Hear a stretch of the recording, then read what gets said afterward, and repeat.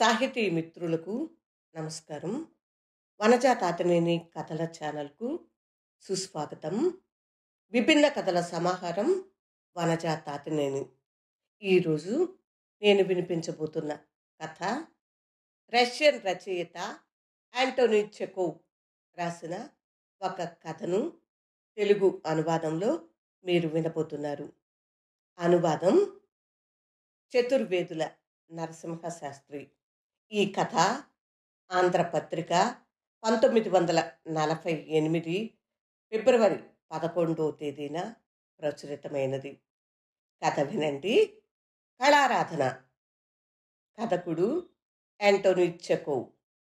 ఏదో కాగితం పట్లం ఒకటి చేత్తో పుచ్చుకుని ఆ కుర్రవాడు భయం భయంగా డాక్టర్ గారి ఆసుపత్రిలో అడుగుపెట్టాడు. ఇవాళ బాగా తేలికగా ఉందా అబ్బాయి? ఏమిటి విశేషాలు అంటూ డాక్టర్ గారు చనువుగా పలకరించారు. కుర్రాడు కొంచెం సేపు బెదురు చూపులు చూసి చివరికి ఎలాగో ధైర్యం తెచ్చుకుని, మా అమ్మ తమకి నమస్కారాలు చెప్పమంది. నేను మా అమ్మకు ఒక్కడనే కొడుకుని. నా ప్రాణం నిలబెట్టారు. మీ రుణం ఎలా తీర్చుకోగలమో తెలియకుండా ఉంది అన్నాడు. అదేమిటోయ్, నేను చేసిన విశేషమేముంది? ప్రతి వైద్యుడు చేసేదే నేను చేశాను. దానికేనా ఇంత ఆర్పాటం అని బదులు చెప్పాడు డాక్టర్ గారు. ఆ కుర్రాడి కృతజ్ఞతకు ఆయన ఉప్పొంగిపోయాడు. మా అమ్మకి నేనొక్కడనే కొడుకుని. పేదవాళ్ళం. మీరు పడ్డ కష్టానికి ఏం ప్రతిఫలం ముట్ట చెప్పుకోగలం బాబూ? ఏమీ లేని వాళ్ళం. అడగటానికి సిగ్గేస్తుంది. మా అమ్మ నేను మిమ్మల్ని ప్రార్థించేది ఏమిటంటే, ఏమిటి అని అడ్డు ప్రశ్న వేసి డాక్టర్ గారు కుర్రాడి చేతుల్లో ఉన్న పొట్లం మీదకి చూపు సారించారు. ఈ నిరుపేదల కానుకను తమరు కాదనకుండా స్వీకరించాలి. అదే మాకు 10,000. ఏమిటది? ఏం లేదు. దీన్ని మీరు మా కృతజ్ఞతకు చిహ్నంగా స్వీకరించాలి. ఇది చాలా ప్రాచీనమైన శిల్ప విగ్రహం. దీని విలువ ఇంత అని చెప్పటానికి వీలు కాదు. ఆ? ఎందుకోయ్? అనవసరం. నాకెందుకు చెప్పు. కాదు కాదు స్వామి, తమరు తప్పక స్వీకరించి తీరాలి అంటూ కుర్రాడు కాగితం ఊడ తీయటం మొదలుపెట్టాడు. ఊడ తీస్తున్నంతసేపు ఇది పుచ్చుకోకపోతే నాకు మా అమ్మకి చాలా కష్టంగా ఉంటుంది.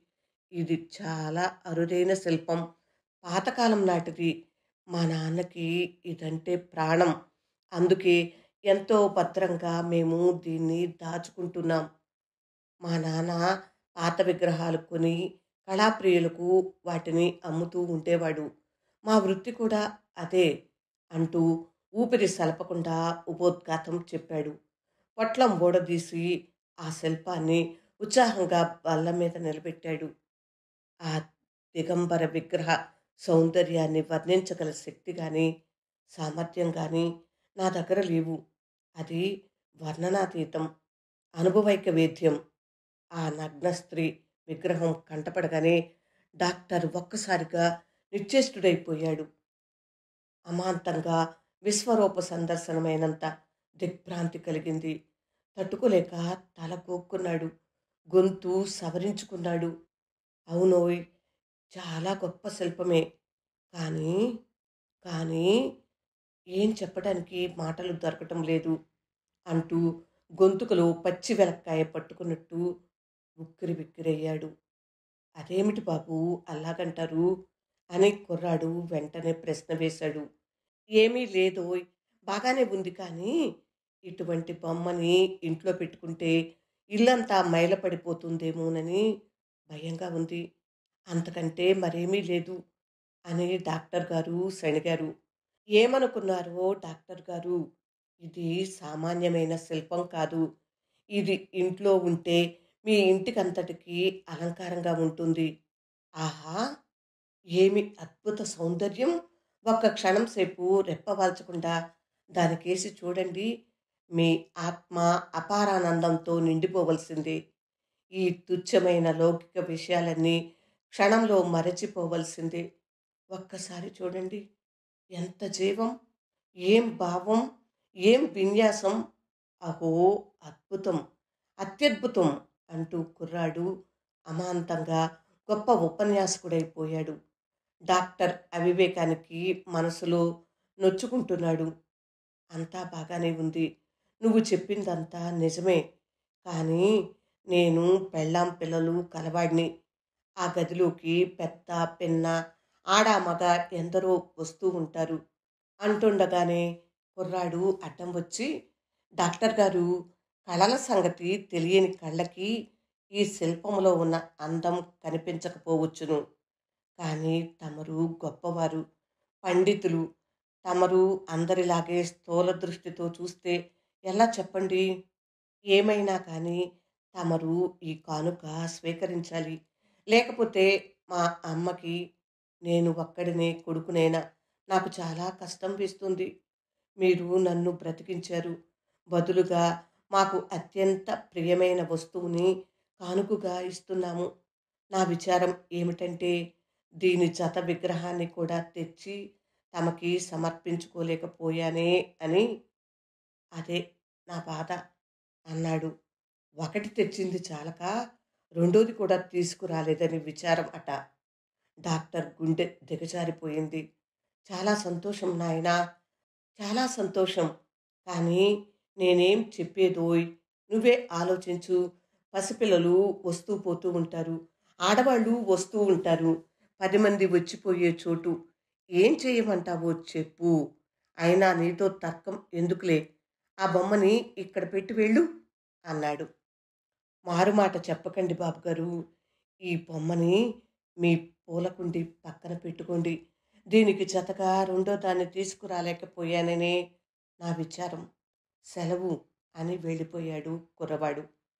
పేడ వదిలిందనుకుంటూ డాక్టర్ గదిలో అటూ ఇటూ పచారులు చేస్తూ, బొమ్మ బాగానే ఉంది, చాలా బాగుంది. చేతులారా అవతల పారేయటానికి మనసప్పటం లేదు. కానీ ఇంట్లో ఉంచుకోవటానికి అంతకంటే మనసప్పకుండా ఉంది. ఏం చేయటం? దీన్ని ఎవరికైనా బహుమతి ఇస్తే ఎంత బాగుండును. అవును, కానీ ఎవరికివ్వటం అని మనసులో తర్జన భర్జన చేసి తికమకలు పడి చివరకు ఇలా నిశ్చయించాడు. తనకొక ప్లేడర్ మిత్రుడున్నాడు. ఈ మధ్య ఒక చిన్న కేసులో తనకు చాలా సాయం చేశాడు. డబ్బు ఇస్తే పుచ్చుకోడు, ఇవ్వటం బాగాను ఉండదు. అందుకని ఈ మహాశిల్పాన్ని అతనికి సమర్పిస్తే ఒక్క దెబ్బకి 2 పిట్టలు రాలుతాయి. అదే కాక ప్లేడర్ పెండ్లి కానివాడు, బ్రహ్మచారి అనటానికి వీలు లేదు కానీ ఒంటరిగాడు. ఈ శిల్పాన్ని స్వీకరించటానికి అన్ని విధాలా అతనే యోగ్యుడు. ఈ ఊహ తట్టిన వెంటనే చట్టున లేచి ప్లేడర్ గారింటికి బయలుదేరాడు డాక్టర్. Hello, good morning. నువ్వు నా కోసం పడిన శ్రమకి కృతజ్ఞత తెలుపుకుందామని వచ్చాను. నీతో చెడ్డ చిక్కు, డబ్బు పేరు చెబితే మండిపడతావు. అందుకని ఈ అద్భుత శిల్పాన్ని నీకు కానుకగా సమర్పించాలని వచ్చాను. నువ్వు కాదు కూడదనకుండా స్వీకరించాలని నా విన్నపం. చూడు, ఏం సౌందర్యం, ఏం మాధుర్యం! అహో! అద్భుత ఆనంద స్వప్నం అని బ్రహ్మాండంగా పీఠిక తయారు చేశాడు. ఆ బొమ్మకేసి చూసి ప్లేడర్ బిత్తరపోయి తత్తరపడి తట్టుకోలేని ఆనందంతో తల్లకిందులైపోయాడు. ఎక్కడ కొన్నావోయ్ ఈ అసాధారణ శిల్పం? ఎలా తోస్తాయో కదా కళారాధకులకు ఇటువంటి ఊహలు! ఏం అందం, ఎంత ఆకర్షణ అంటూ పరవశుడైపోయాడు. ఆ క్షణంలోనే ఈ బ్రహ్మానందమంతా పొంగి పొంగి ఒక్కసారిగా పట్టును పేలే బెలూన్లాగా పేలిపోయింది. ఆ బొమ్మను చూసి అపాత మస్తకము కంపించిపోయాడు. వద్దు బాబూ, వద్దు. నువ్వు నాకేమీ ఇవ్వొద్దు. దీన్ని ఇక్కడి నుంచి తీసుకుపో.